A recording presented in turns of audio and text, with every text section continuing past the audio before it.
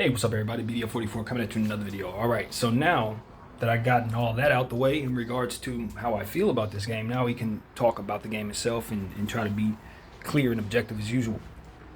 All right, the Heat, the Celtics, Game 7. That's what we're talking about. Game 7, the pinnacle of playoff basketball is a Game 7. And when you're talking about the Eastern Conference Finals, there will be a trophy, two trophies given out tonight. The Larry Bird first inaugural Larry Bird Eastern Conference Finals MVP, which is going to be something cool that they can start rewarding guys for playing well in the conference finals as well as the finals. So we'll see if a Celtic gets that. That's what they're hopeful would happen, I'd imagine. And I'm hopeful it won't be a Celtic at all. I'm hopeful it's the Heat, of course, because we want the Heat to win this game because I'm a Laker fan. You guys know the story there. So, however, that doesn't necessarily mean that I see my prediction, my initial prediction, which was Heat in 7. It doesn't necessarily mean I see it that way now that we're here. I know that's crazy, but I'm not sure yet. We're going to break that down in real time. Basically, from through 6 games, what we've seen is a lot of blowouts, with the exception of Game 6. All these games have been blowouts one way or another. The home team has struggled, believe it or not. The Heat have played especially anemic at home, which really does not make me feel good about this game. There are things that happened in Game 6 that allowed the Heat to win that I don't think will probably happen very often. Jimmy Butler went for 47 points, 4 steals, 8 assists, and 9 rebounds. I don't know if he's going to give me another line like that. He's been hurt. He had only averaged 9 points for the first 3 games before that and had inflammation in his knee. So do I expect he's going to be able to bounce back and play like that? I really don't. I'm not going to lie to you guys. I don't think he's going to play like that tonight. I don't think they can look for him to play that way. That's a hell of a performance he put on. And he isn't playing healthy right now. Another question I have is Kyle Lowry. He gave him 18 and 10 assists. That was excellent. They need that from Kyle Lowry. I think it was 10 assists. It might have been 10 boards. And that's a big difference. I'm sorry, but it was 10 something. Point was, he finally had a good game in the series. He was very active, very productive, and let the 3-ball fly, which is what I've been looking for him to do. Since the Heat have had such massive scoring droughts, they really need players like Kyle Lowry to contribute to the scoring, in this series. And in the game that we're talking about, 6, he finally did that, and it was a huge difference. PJ Tucker was also able to give them something. I thought he wasn't going to be available at all, and he was very active and very good, rebounding the ball and doing all the things that he does normally. Active, playing great defense against Jason Tatum and whoever else they put on him. So these are different things that I didn't think was going to happen. I did not know they were even going to be able to play some of these guys, let alone that they would play so well. And the initial Game 7 prediction had them all worked into the equation and healthy by now. So now that they are healthy for this game, you got Tyler Hero, who's supposed to be coming back for Game 7. I think it's a bit tricky because he hasn't played well at all in the series when we've seen him. Asking him to come back and be himself, I'm concerned he's just going to jack up a bunch of shots and brick. That's my concern. That they're going to put him in, he's going to go 4 for 17. Because he's going to be so damn gung-ho. It's a Game 7. He's a young kid, and he knows that they need his scoring. I'm really worried that he's going to be off. He ain't played in several games. When we last saw him, he was bad. So I always got this thing about incorporating players into your lineup. It's not something that necessarily is a plus, not initially. When you work them back into the lineup after a game or 2, they're back to being normal. But that first game, that second game, it don't always go well. That's what we were seeing with Kyle Lowry. His struggles in that first game coming back, getting worked into the equation. Yesterday, or in the last game, he looked great, but that was because they had played him 2 games in a row where he struggled trying to get himself worked back in. They need to be very careful not to let Tyler Hero be a problem in that regard. They didn't handle Kyle Lowry that well, and I'm very concerned that that's exactly what's going to happen to them in regards to Tyler Hero. So, Bam Adebayo, his struggles in this series are overwhelmingly difficult to pinpoint for me. I know a lot of people are saying it's Robert Williams that's in his head. Lack of aggression offensively to me seems like a lot of jump hooks, not enough dunks, not enough looking to initiate contact offensively. I think it was Game 5 where he went off for 30-something points, 31 maybe. Other than that, he's averaged very, very little. Last game, he was 3 for 6. 6 attempts when your playoff back is against the wall.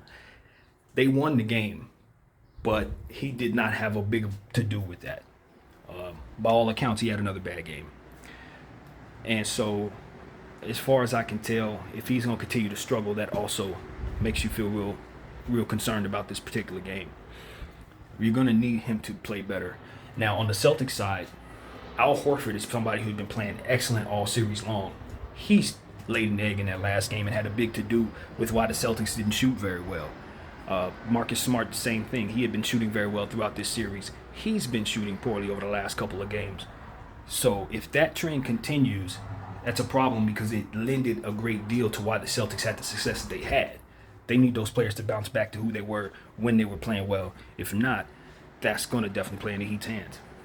Max Strus has shown us very consistently that he's a very active defender, but he ain't crazy defensively talented. So letting him go 3 for 11 is crazy to me. Now, we've seen Max Strus play great. We've seen him hit some big shots. We've seen him pull down some big boards. His hustle on the offensive glass stood out in the last game. So I'm not saying that he don't provide help, but he takes a lot more than he gives because he takes a lot of shots and he bricks a lot of shots, and they're not rebounding very much. So they need to up their rebounding when he's on the floor. I know that sounds kind of silly, but that's the truth. They need to look to rebound the ball more so when certain players are on the floor because certain players just brick more than others on that team.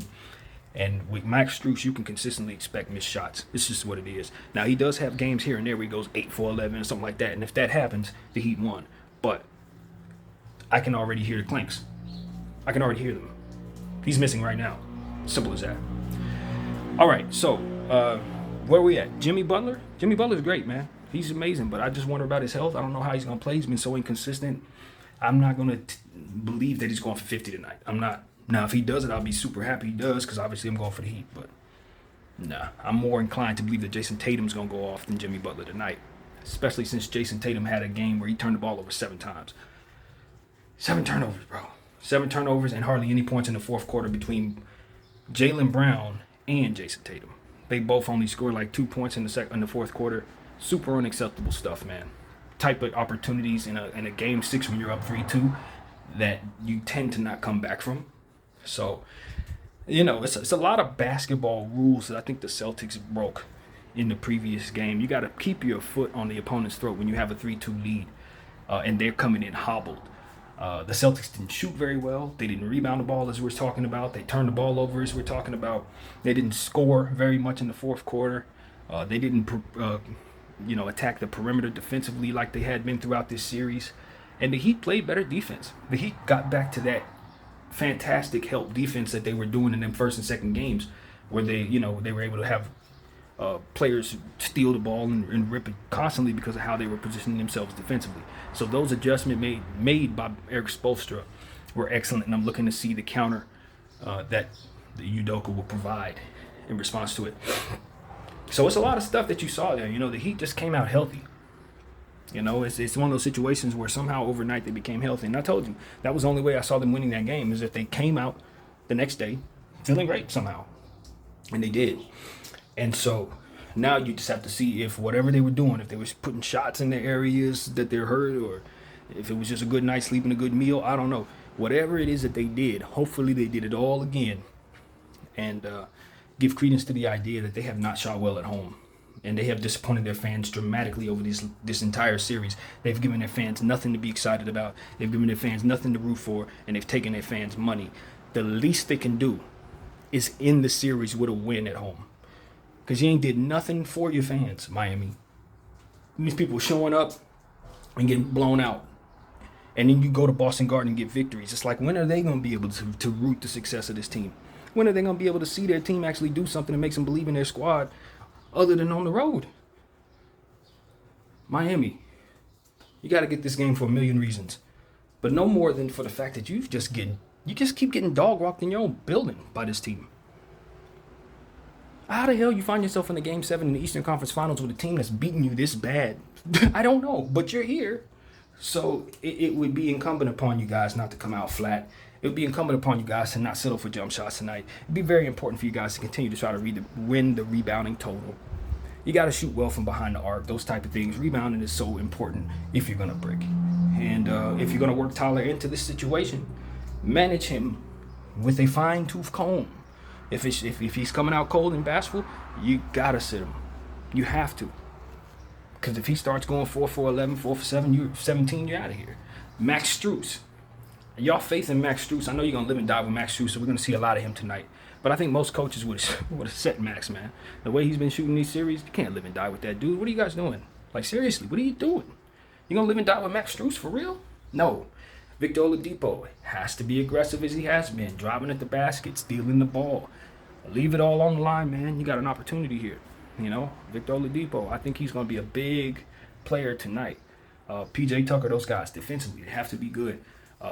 Gabe Vincent didn't score in the last game. He's had a fantastic series, didn't score. They need him to bounce back with the minutes given. I don't know what those minutes will be with the guards coming back, but I think it would be a mistake not to at least call his number and see if he could put in some points because he's been good. Caleb Martin, same thing. He's had a good series. He's really had a good series. I'd like to see him continue to get minutes in Game 7. So, all in all, man, I'm just looking around. Grant Williams, they can't not have Grant Williams score. He needs to crash the glass. The Williams brothers must get more than 3 boards tonight. This cannot be a trend that continues into Game 7. Jaylen Brown, Jason Tatum, scoring droughts, turnovers, those things must cease. Those things must cease. Jason Tatum, if you're not attacking from different places on the court, if you're only attacking from one spot, the defense will hone in on you and you're going to have a hard night. Gotta mix it up. What else? Marcus Smart is obviously important. I hear he and Grant Williams, I forgot to mention, he and Time Lord, not Grant, Time Lord, Robert Williams are considered questionable. I believe that is actually cap.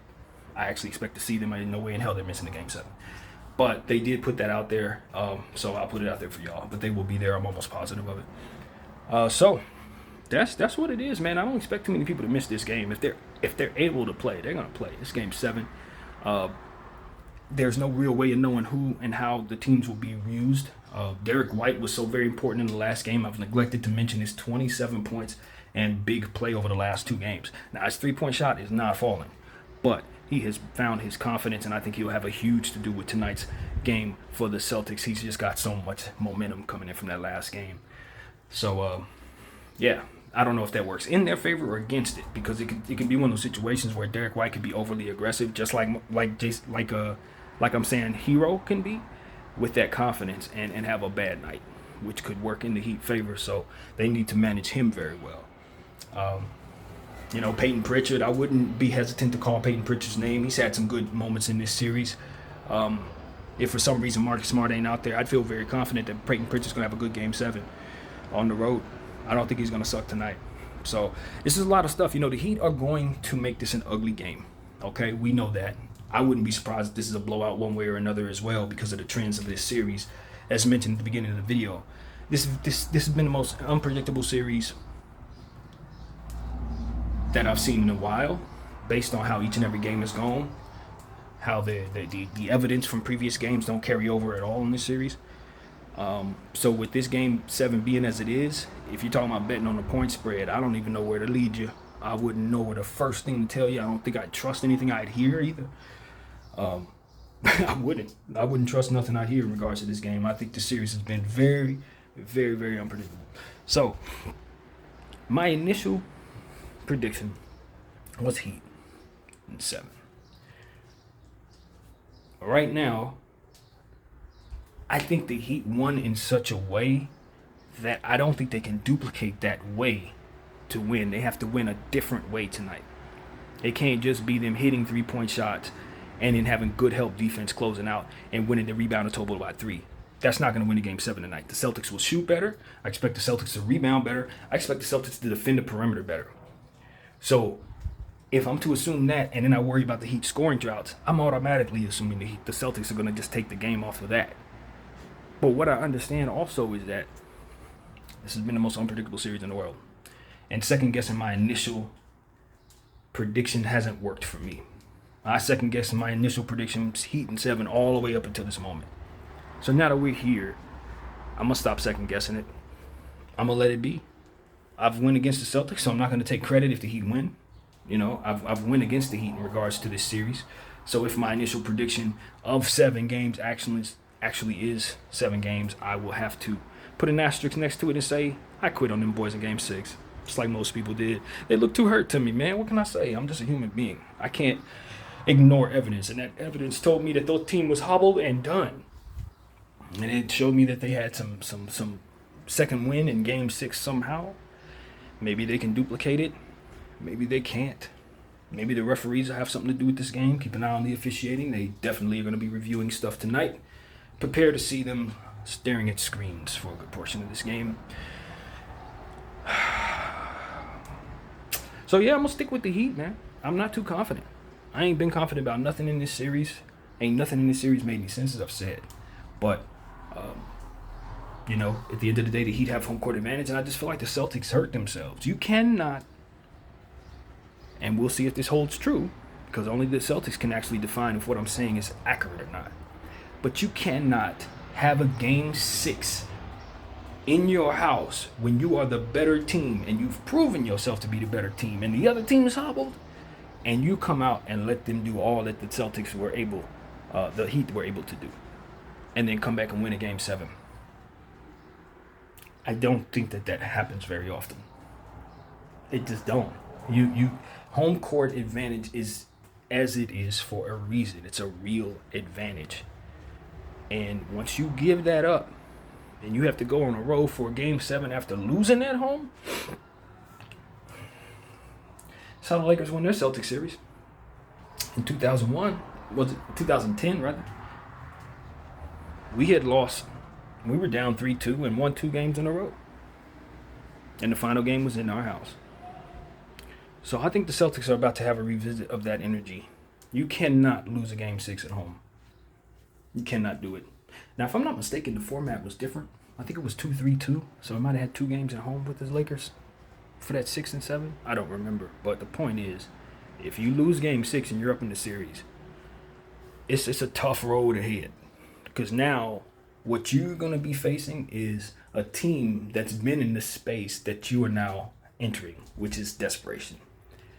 The Heat have already had their back against the wall in this series, and they won in that situation. So convincing themselves they can win that situation again at home should not be difficult. They just did it.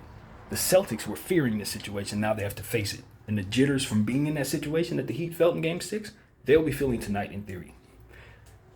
That's a lot to overcome, especially given the fact that they've had the Heat have had success defensively against the Celtics in this last game and seen some shots fall on their home court. This is a lot of stuff that tells you the Heat have the momentum going into this game. And if they're as healthy as they looked, and the Celtics continue to shoot the way they did, Al Horford and Marcus Smart, then the Heat probably will win the game. So, like I said, I don't think anything is going to carry over. Nothing is carried over from game to game. This is a brand new game. We're going to see something brand new. But, we've seen a lot of blowouts. That's what I will tell people. We've seen a lot of blowouts in this series. Only one close game.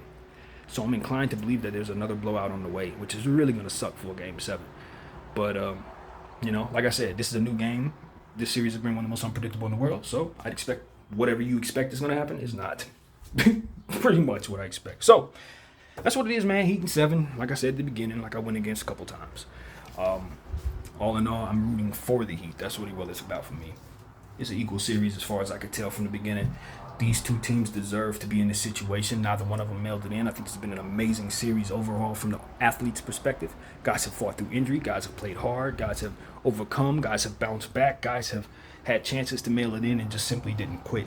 Guys have had opportunities and reasons to say, I can't play no more, and have continued to play on both sides. Talking Marcus Smart, Kyle Lowry, who else? The Williams brothers hurting. Obviously, Tyler Hero, these guys, PJ Tucker, they've all played through pain. Max Strus, all playing through injury. So, if anything, I just tip my hat, which should be on with this hairline. I tip my hat to all of those guys for just ultimately giving us a fantastic effort, even though the result hasn't been pretty. This has been a real series, and now I'm looking forward to a Game 7 between these two very, very, very good franchises. So that's what I got, man. BDF 44, I thank you all for watching. I'm out.